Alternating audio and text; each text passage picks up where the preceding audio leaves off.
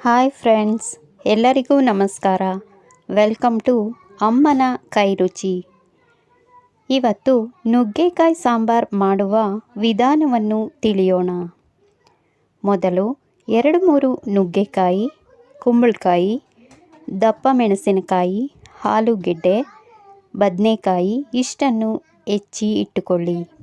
ಕುಕ್ಕರ್ನಲ್ಲಿ 1.5 glass ಬೇಳೆ ಹಾಕಿ 3 whistle ಬರುವವರೆಗೆ ಬೇಯಿಸಿ ಮತ್ತು ಬಾಣಲಿಗೆ ಎಣ್ಣೆ ಹಾಕಿ 10-12 ಒಣಮೆಣಸಿನಕಾಯಿ, 2 ಚಮಚ ಧನಿಯಾ, ಸ್ವಲ್ಪ ಸಾಸಿವೆ, ಸ್ವಲ್ಪ ಮೆಂತ್ಯ, ಸ್ವಲ್ಪ ಇಂಗು ಇಷ್ಟನ್ನು ಹಾಕಿ ಚೆನ್ನಾಗಿ ಹುರಿಯಬೇಕು.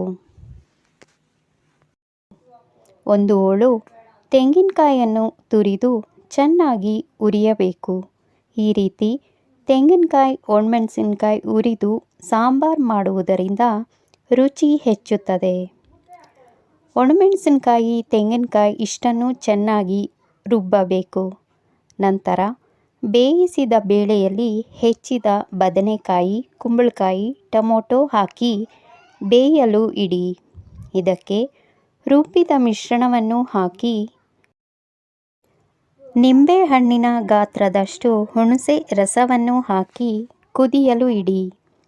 ಬಾಣಲಿಯಲ್ಲಿ 1 ಸ್ಪೂನ್ ಎಣ್ಣೆ ಹಾಕಿ ಅದಕ್ಕೆ ಸಾಸಿವೆ, ಜೀರಿಗೆ, ದಪ್ಪ ಮೆಣಸಿನಕಾಯಿ, ಕರಿಬೇವು ಇಷ್ಟನ್ನು ಹಾಕಿ ಸ್ವಲ್ಪ ಹುರಿದು ಅದನ್ನು ಕುದಿಯುತ್ತಿರುವ ಸಾಂಬಾರಿಗೆ ಹಾಕಿ ಮಿಕ್ಸ್ ಮಾಡಿ.